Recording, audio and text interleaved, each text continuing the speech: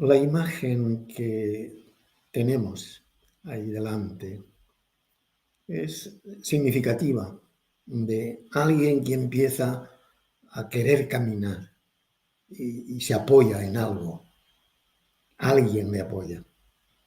Pues bien, vamos a presentar ahora los primeros pasos de qué. ¿De qué se trata?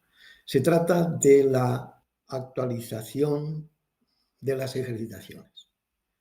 Esas ejercitaciones que creara el padre Ricardo Lombardi nacieron en un tiempo y veíamos la necesidad, después de una primera actualización que hubo después del concilio, y después de tanto tiempo necesita, en esta sociedad tan cambiante hoy, necesita una actualización. A eso nos referimos, a la actualización de las ejercitaciones. Para ello se constituyó una comisión para que ayudara primero a desentrañar qué significa eso, cómo ir desbrozando un poco esa búsqueda y ese camino, de forma que pudiera ayudar a otras personas, y ahí nos empeñamos, pocas personas, pero al servicio de todas. Y el primer, diríamos, trabajo que tuvimos en la comisión, comenzamos por situarnos. Y para situarnos, pues hicimos consultas, encuentros, diálogos con correspondientes reflexiones, incluso con los jesuitas, ¿no?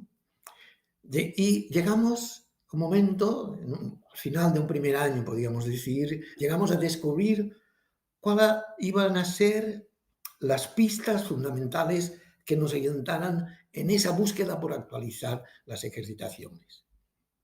Una primera pista era volver a las ejercitaciones en su origen para descubrir cuáles son los núcleos esenciales de esas ejercitaciones, de forma que descontextualizáramos de aquel contexto y, por tanto, reconocer en qué contexto nacieron, con qué finalidad y cuál era el propósito, para entender y descubrir esas claves, de forma que hiciéramos una traslación al hoy, para darle forma hoy, en el contexto de hoy. Segunda pista. La segunda pista nos parecía esencial tener y tomar como referencia el Evangelio, la buena nueva de Jesús.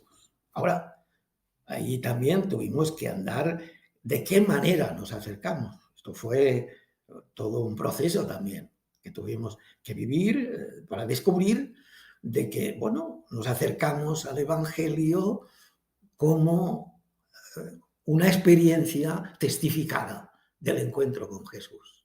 Esa es la clave, que nos acercamos. Y por último, la tercera pista era, por supuesto, conectar con el mundo de hoy. Se trata de conectar con las preguntas de sentido que la humanidad se plantea hoy. La humanidad se plantea. No los partidos, las ideologías, no, la humanidad. De ahí que asumamos ese desafío de humanización. Sin duda, a esta comisión le fue favorable el poder contar con algunos grupos que apoyaron desde el principio con entrega, con interés, y que eran como el laboratorio. Que son personas que contamos y que entraron en esa búsqueda también. Y que sentíamos la necesidad, todos sentíamos la necesidad de un pasaje. El pasaje que hay que hacer desde insistir tanto en la doctrina, en la formación y dar formación y después la vivencia. No. Ahí vimos que la vivencia de la fe es algo que debe haber un inicio, cosa que no se daba. De ahí que, bueno, queremos compartir lo que para nosotros nos ayudó en esa búsqueda inicial. Conscientes de que esa búsqueda pues, fue en un contexto, en Europa, con unas circunstancias, en un contexto especial, que sin duda que esto nos condiciona también, nos limita, pero también posibilita, porque Europa lleva a una crisis profunda. Entonces, bueno, lo ofrecemos, lo compartimos.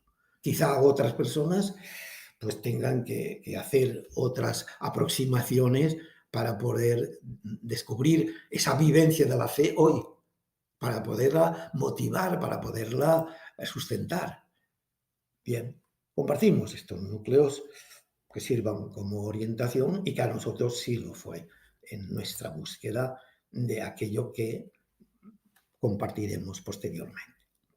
Un primer núcleo que sin duda alguna nos parece determinante es el de la espiritualidad. Y la espiritualidad, sea válida la afirmación, prevalece a la pastoral. Esto, claro, dicho así, pues suena un poco pretencioso, pero efectivamente se sigue creyendo que la renovación eclesial comienza por renovar las actividades pastorales. Es más, algunos pensaron, y nosotros también nos incluimos allí, en una época en que pensábamos que la renovación de la Iglesia, también de la sociedad, es tener un buen proyecto. Pero caímos en la cuenta que todo cambio, especialmente en la Iglesia, también en la sociedad, pero especialmente en la Iglesia, tiene que, tarde o temprano, tiene que plantearse la renovación de las motivaciones. ¿Qué hay detrás de las estructuras, de las acciones, de la organización, de los cauces de participación? ¿Qué hay detrás? Hay unas motivaciones, hay un porqué, hay unas opciones detrás.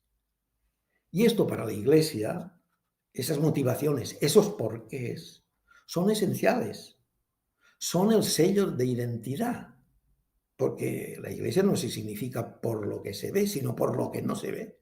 Es lo más esencial, es el espíritu. Los porqués de su organización y de su acción de la Iglesia no se explican decisivamente por las ciencias o la pura racionalidad histórica. Tienen en Jesús y su Evangelio como las motivaciones centrales, encarnadas, si quieren, en un tiempo, pero las motivaciones nacen en Jesús y en su Espíritu. Por tanto, hablar de las motivaciones es hablar de espiritualidad, de mística. Y esa espiritualidad es la motivación fundamental del ser humano que vive la vida, una calidad de vida, eso quiere decir espiritualidad, tomar la vida en serio, profundamente, y el cristiano, pues ahí es donde descubrimos la acción, donde habita el espíritu que se mueve y nosotros tenemos que discernir. Y esto que ocurre a nivel de iglesia también tiene que ocurrir hoy sobre todo, a nivel personal. Es decir, toda persona, por tanto, todo agente de pastoral, todo ministerio, tiene que enfrentarse con el misterio de su propia existencia. Tiene que optar ineludiblemente por unos valores que vertebren y den consistencia en su vida, a su postura frente a la realidad, a los acontecimientos, a las relaciones. Esa opción fundamental es genuinamente la espiritualidad. Es aquello que me mueve a relacionarme, o dejar de hacer, o hacer esto, o relacionarme con Dios, o con no. Pues ahí está, esa opción fundamental es la que define qué valores colocamos en el centro de nuestra vida. En ese sentido, decimos, afirmamos, la espiritualidad prevalece a la pastoral. Y eso, pues, es constatable. Esto lo vimos pues, a través de un proceso de reflexión, diálogo y búsqueda en común. ¿Qué es la espiritualidad? Y, bueno, la espiritualidad es una dimensión humana, individual y colectiva, que da un significado transpersonal a la propia existencia y la orienta en el cosmos respecto a su origen y a su destino. La espiritualidad se plantea esa profundidad del sentido de la vida. ¿Y por qué prevalece? Compartir. Y para encontrar una espiritualidad que anime, sostenga eh, y haga frente a la sociedad de hoy. No podemos quedarnos con la religiosidad, con los sacramentos, con los signos, si no se tienen las motivaciones hoy para conectar con las personas y con los demás. Y el medio es el intercambio espiritual. No es un diálogo de superficie, sino que el intercambio espiritual es un intercambio de profundidad. Este es el primer núcleo que nos ha servido en esa búsqueda. No buscábamos eso, pero eso nos ayuda a seguir buscando. Otra clave importante que vivir desde dentro para encontrarse. Es decir, los hombres y mujeres de hoy tenemos que reconocer que nos cuesta vivir desde dentro. Vivimos desde fuera. Nuestro ánimo a veces está pendiente más del tiempo que hace que lo que nos pasa por dentro. No solamente, y que a veces no lo atendemos y creemos que lo que nos pasa por dentro es porque pasa afuera. Entonces, hay hoy un desafío ahí. ¿Cómo vivo? ¿Vivo desde dentro afuera o de fuera adentro? ¿Ah? Entonces, hacíamos una sensibilización a ciertos aspectos de la vida que nos ayudaran a entrar por dentro. Y entonces, ya lo decía San Agustín, no vayas afuera, vuelve a ti mismo, pues en el hombre, en la mujer, por supuesto, interior, habita la verdad. Por tanto, ¿qué significa vivir de dentro a fuera? ¿Qué significa desde dentro para encontrarme y encontrarme con los demás? Primero, significa asumir la vida, la propia, y no dejar la vida en manos de otros. ¿Cuánta gente hay hoy que vive vidas ajenas?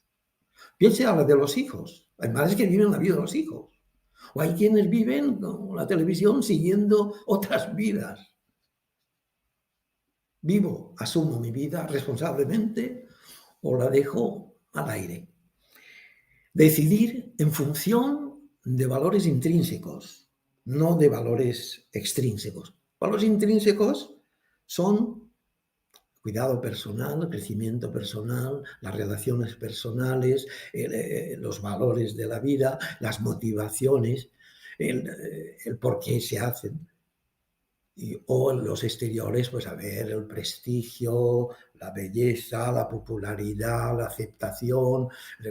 Bien, está bien eso, pero si eso son los valores que me guían, pues será un estilo, no será una vida de dentro a fuera, sino de fuera a dentro.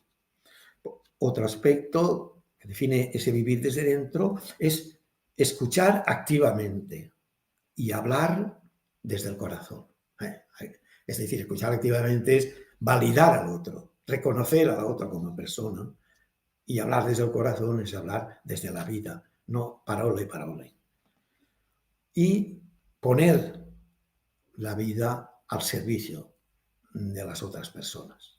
Esto no solamente mirarme yo, el ombligo yo, pues mirarme hacia mí, no desde mí hacia los otros. Y finalmente, para el cristiano es vivir según el Espíritu, por tanto, en una actitud de discernimiento del Espíritu que me habita, no está fuera. El Espíritu me habita y ahí es donde en ese movimiento me está hablando. Bien, ahí peregrinamos como un peregrinaje que había que enseñar para cómo entrar dentro, cómo hacer una visualización de abrirme a ese misterio que habita. ¿Hay alguien ahí dentro? Dejarme interpelar. La escucha es dejarme escuchar cosas que a lo mejor no me gustan, ¿no? Entrar dentro, vas a encontrarte y por eso huimos. Por eso vamos de huida en nuestra sociedad. Dejarse interpelar, pues. La soledad. Sí, hay una soledad impuesta, hay una soledad no deseada, Pero hay una soledad que es encontrarse con uno mismo que debe ser buscada. Y esto hay que ejercitarse en ello, como el silencio. El silencio nos han invitado a guardar el silencio, pero descubrir que es el silencio el que nos guarda, he aquí que es vivir desde dentro. El tercer aspecto que también nos ha ayudado y que está íntimamente relacionado y que desarrolla, diríamos, el paso anterior es cultivar la interioridad. Cultivar la interioridad, ¿por qué cultivar la interioridad? Porque la hemos desatendido. La interioridad, dicen algunos autores, es la dimensión humana olvidada, sobre todo en Occidente. Hemos olvidado. Es decir, la interioridad, vivimos a flor de piel.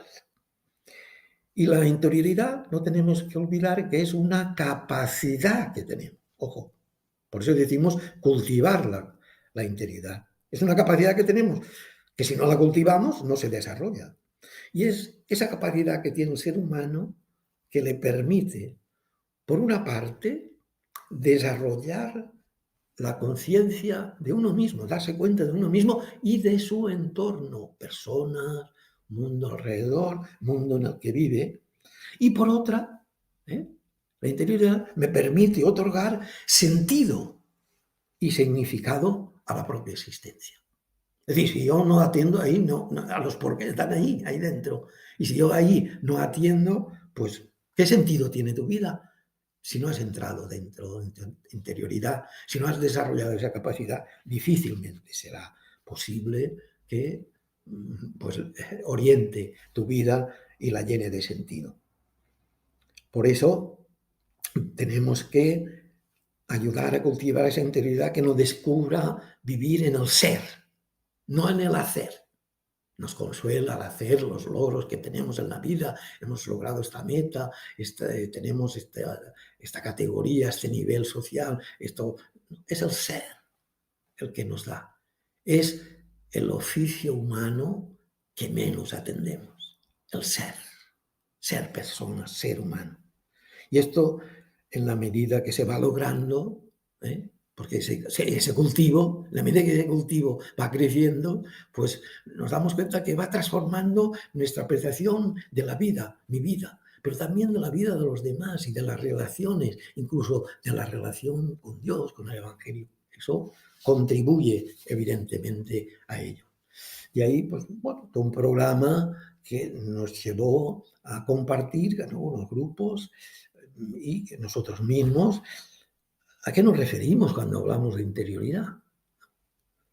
¿Cómo es interioridad? ¿Cómo se cultiva eso?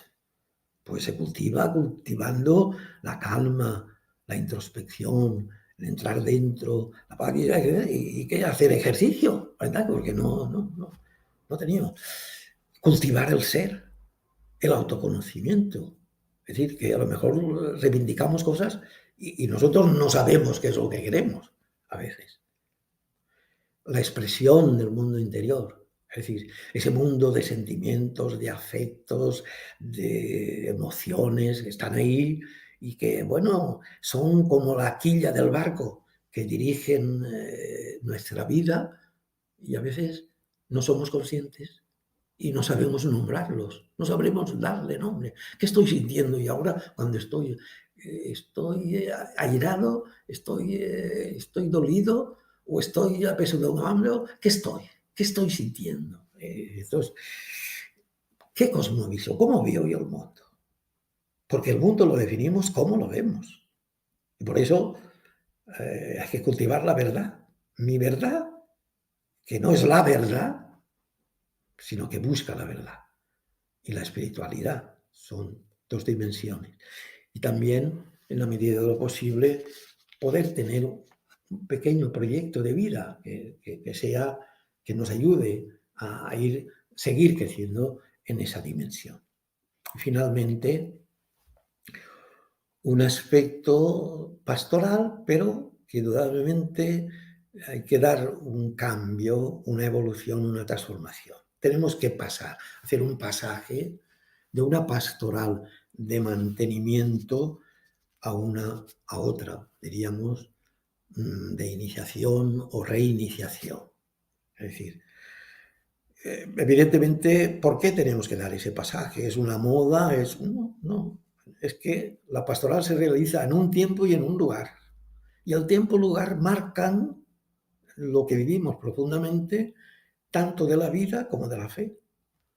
Y hoy nos encontramos en la sociedad actual, al menos en Occidente, es una sociedad secularizada, plural y en quiebra cultural, que lleva consigo la separación entre la socialización ciudadana y la socialización religiosa o de fe.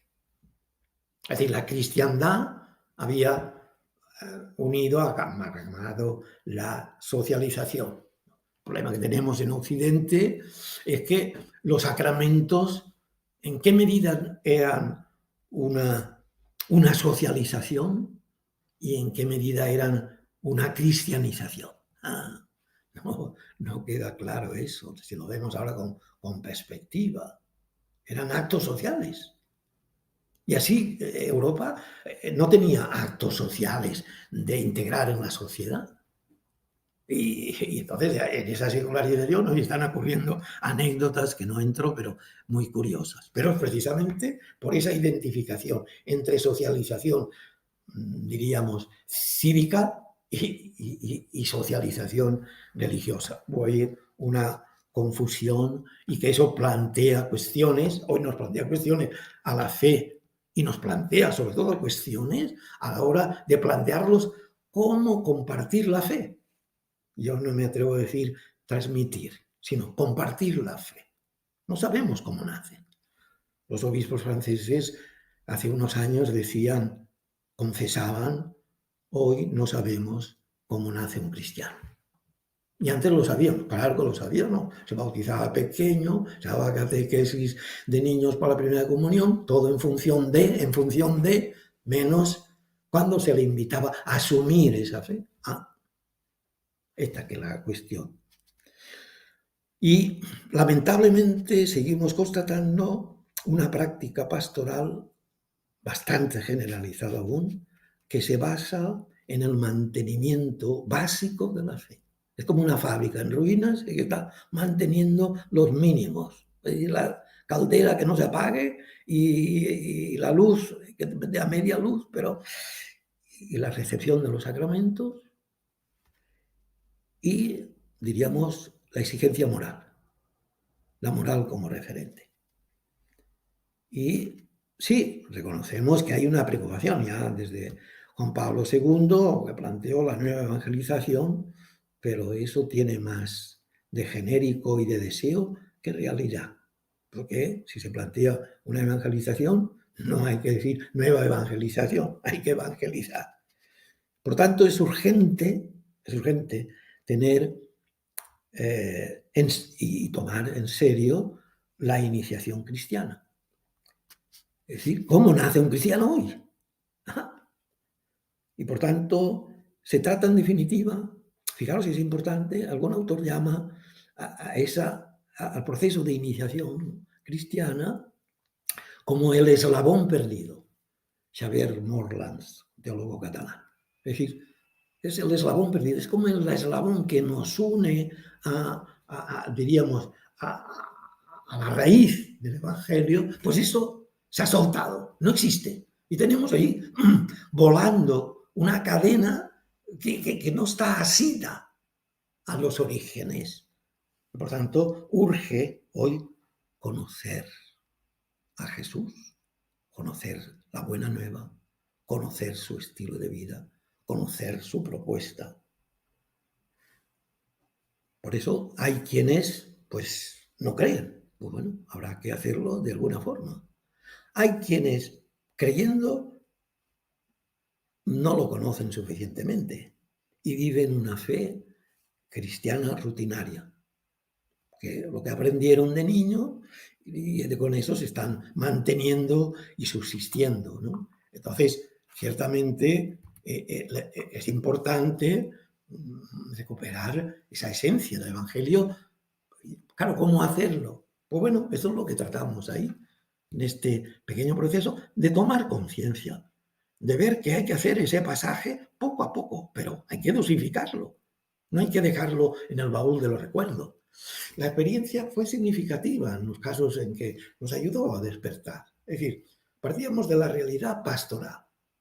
Un informe personal. Cada persona, cada agente de pastoral, era agentes de pastoral, fundamentalmente nuestra experiencia ha sido en esa situación, que definiera en 12 puntos cuáles eran las relaciones, qué tiempo dedicaba a esto, lo otro, cómo reacía, cómo se relacionaba con la gente. Es decir, toda una serie que tomara, que expresara cómo él está viviendo su vida pastoral.